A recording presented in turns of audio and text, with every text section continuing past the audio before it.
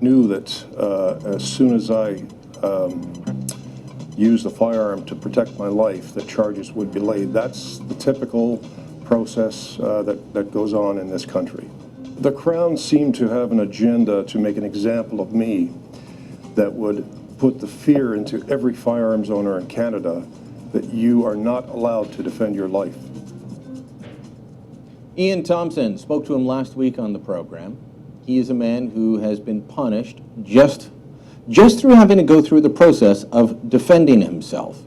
And he has to defend himself against the Crown prosecutor upset that Thompson defended himself against 4 men firebombing his home. We are at a state in Canada where they don't want you using firearms for anything, ever. And that's the push. And as we look at what's happening in the United States, that's where they're headed.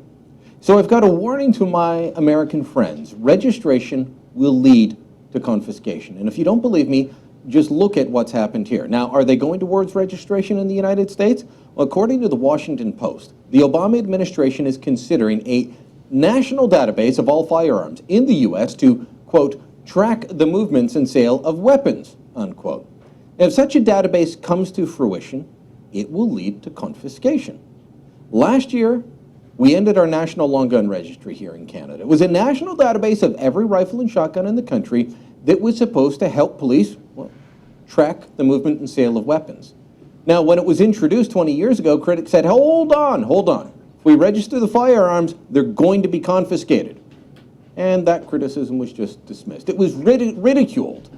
Yet that's what was happening right up until the long gun registry was dismantled. As recently as last winter, law-abiding gun owners who had complied with the registry were having their rifles confiscated.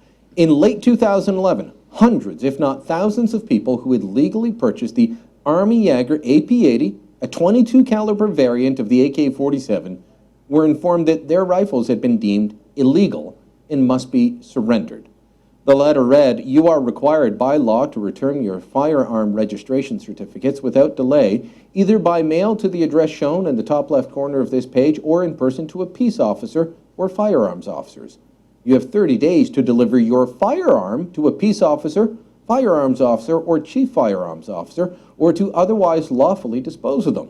That was sent out by the Canadian Firearms Centre. Want the government of Mexico to know if you own a gun. A new proposal would do just that. And as CBS 5's Elizabeth Irwin discovers, a lot of people are not happy about this one. Arizonians are passionate about their Second Amendment rights. Passionate about making sure nobody messes with them. It's an infringement on its highest level. And when we told people that Arizona, a state that doesn't require its residents to register their guns, is being asked to hand a registry over to Mexico. Mexico's asking for that? Well, my first reaction was, I don't like it, actually. Needless to say, they weren't excited about the idea. Here's how it would work. Mexico's Congress voted to ask the U.S. Senate to create a registry of all commercialized firearms in border states, including Arizona. Mexico's government says it'll make it easier to trace guns used in violent attacks there. But people we talked to on this side of the border are wary. Being in light with what happened with, all the weapons, the assault weapons that went over there. He's talking about the botched Fast and Furious investigation, a series of gun-walking operations where officials purposely allowed licensed firearms dealers to sell weapons to illegal straw buyers, hoping to track the guns to Mexican drug cartels. Problem is, most of those guns have never been seen again. After the little fiasco that our country had with the guns being provided by our government that went into Mexico, I think it's foolish. It's an invasion of privacy. It's an invasion of safety. Elizabeth Irwin, CBS 5 News. So what? Hello everyone, welcome to GGN. Today is Tuesday, February 19th, 2013. I'm Darko. Alright, I'm just going to continue here with this theme of gun control and all that. All gun shows halted in Maryland County from February 18th. Decision by Maryland County is rolling the already contentious debate over potential gun control laws. So it says Prince George County Department of Parks and Recreation is banning gun shows indefinitely. It's a temporary moratorium. We will revisit this, says Anita Pessis with the agency's Maryland National Capital Park and Planning Commission. So it goes on here, says we're taking everybody's opinions and actions into account and reevaluate the decision. So in other words, there might be a mass shooting or school shooting in Maryland. So just be on the look for that, for some kind of PSYOP. They're talking about engineered consent. They want to engineer Maryland citizens' consent, so they have to carry out some kind of PSYOP, i.e. school shooting, mass shooting, something like that. Also, along with a lot of propaganda for people to read, like I said, to change their decisions, to scare them. Mistake in gun bill could defeat the effort. One of the major gun control efforts in Olympia, Washington, this session calls for the sheriff to inspect the homes of assault weapon owners. The bill backers say that was a mistake. So forget police drones flying over your house. How about police coming inside once a year to have a look around? As Orwellian as it sounds, it isn't hypothetical. The notion of police home inspections was introduced in a bill last week in Olympia. So he goes on and says it's part of the major gun control efforts. It says it seems in recent weeks lawmakers are heading towards some common sense regulation of gun sales, but then last week they went too far by mistake, they claim, right? So just like the Fast and Furious, ooh, it was botched. That wasn't botched, that's what they were doing. They always say we'll never go house to house to take your guns away, but then you see this and you have to wonder. It was actually a liberal, a self-described liberal, who brought the troubling bill to his attention.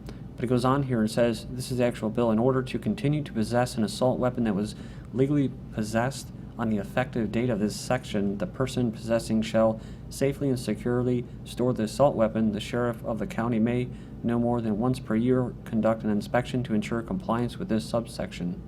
In other words, they can come into your homes without a warrant to poke around. Failure to comply could get you up to a year in jail.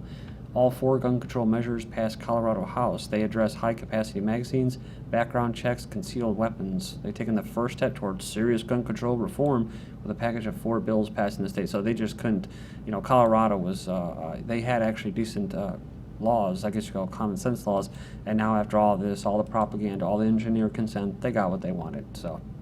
They're going to make gun buyers pay a fee to cover those background checks that will be required on all gun transactions, banning gun magazines with more than 15 rounds, and prohibit concealed weapons on college campuses. So, and like I said before, usually when you purchase it at gun shops, you have to get a background check anyways, which means that you're carrying out a de facto registration anyways. Missouri bill would make it illegal to propose gun control. So this is how ridiculous it gets to have laws that cover up laws and remove laws, so that we have lawmakers who did so would face prison time. So it said yesterday it proposed a bill that would make it a crime punishable by up to 4 years in prison for lawmakers to propose gun control measures. Specifies that any member of the General Assembly proposes legislation that further restricts an individual's right to bear arms will be guilty of a Class D felony, according to the House website.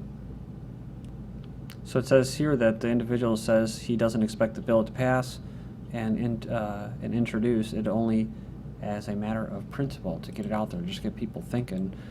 Democrats sponsor bill to violate Fourth Amendment rights of gun owners. So this is what we were talking about. Washington State Democrats sponsor that bill. Little known provision that apparently goes unnoticed that would have said that the police have the right to search a private citizen's home once per year. So just a different source. The Robocop headset that lets police see through walls and identify suspects just by looking at them.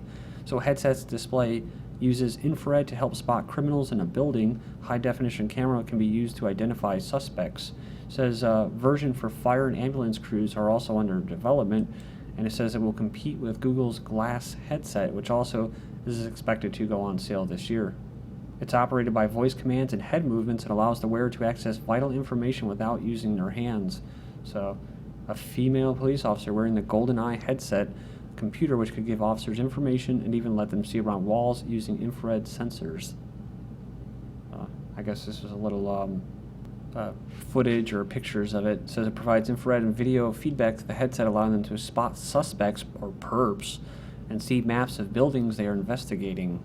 So like I said before, yes, this will be used. I mean, you see it in so many sci-fi where they actually wear these weird, stupid helmets, and you're like, well, what the heck? Why are they always wearing those helmets? They're all dressed in black, and then they got those black visor helmets. Well, that's what they're doing. They have this, and it's like I was talking about with somebody else. This movie, was it 3 Days of the Condor with Robert Redford?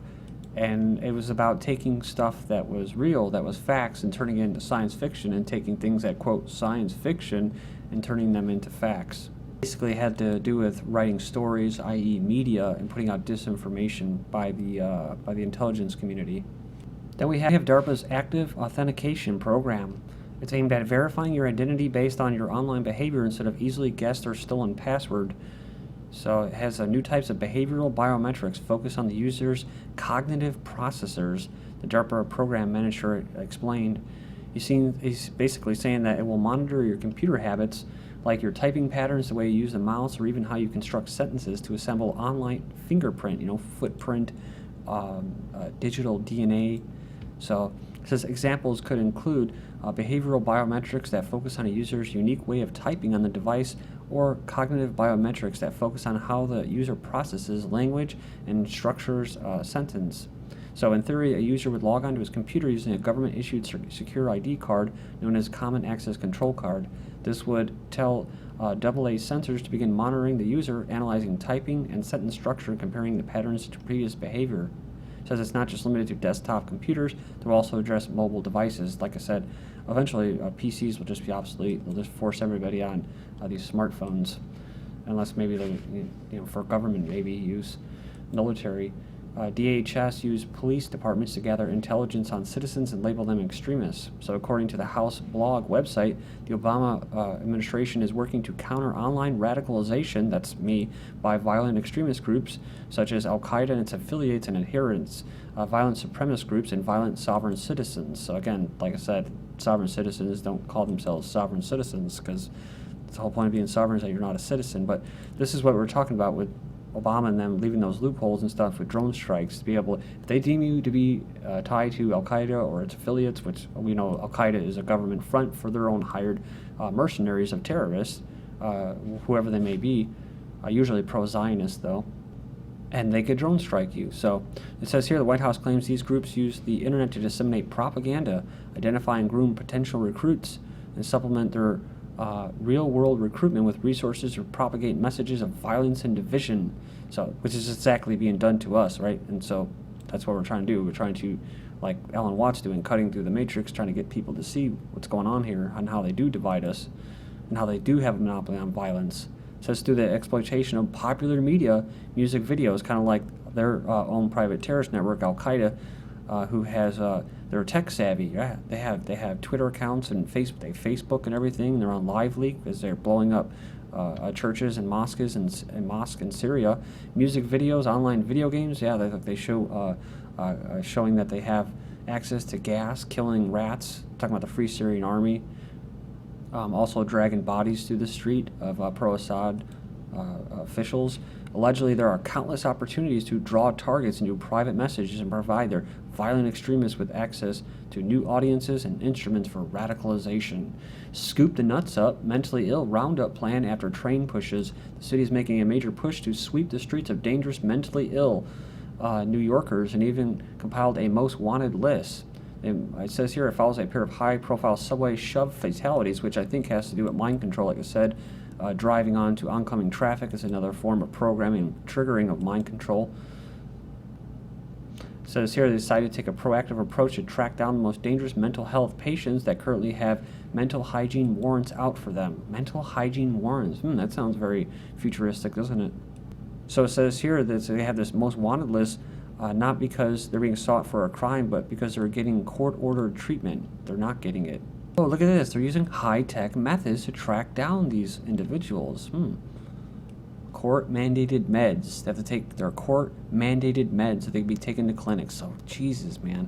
So here you go. Like, what would you want to do? You want to head for the woods, head under a viaduct, and patients who went off the grid were rarely pursued. Well, now they're going to be pursued. Remember this? We were talking about ecologists urge government to move beyond public existent levels of public permission. This is engineered consent. They should be able to move beyond these levels of public permission in order to shift the norms, the new normal. It's always the new normal, allowing public sentiment to later catch up with the regulation. This bullshit propaganda. Areas with higher rates of gun ownership have higher rates of suicide. Do gun-free zones work as planned? Well, actually, in fact, as gun ownership has expanded over the past decade, crime has gone down. Gun-free zones are called magnets for mass shooters. It says 2 of the 3 suspects here were shot dead by a homeowner in self-defense. You didn't hear about that, or the feds buying 2 billion rounds of ammunition, or a shortage of 22 ammunition. Also, DHS providing shooting targets of American gun owners, such as pregnant women. That's right.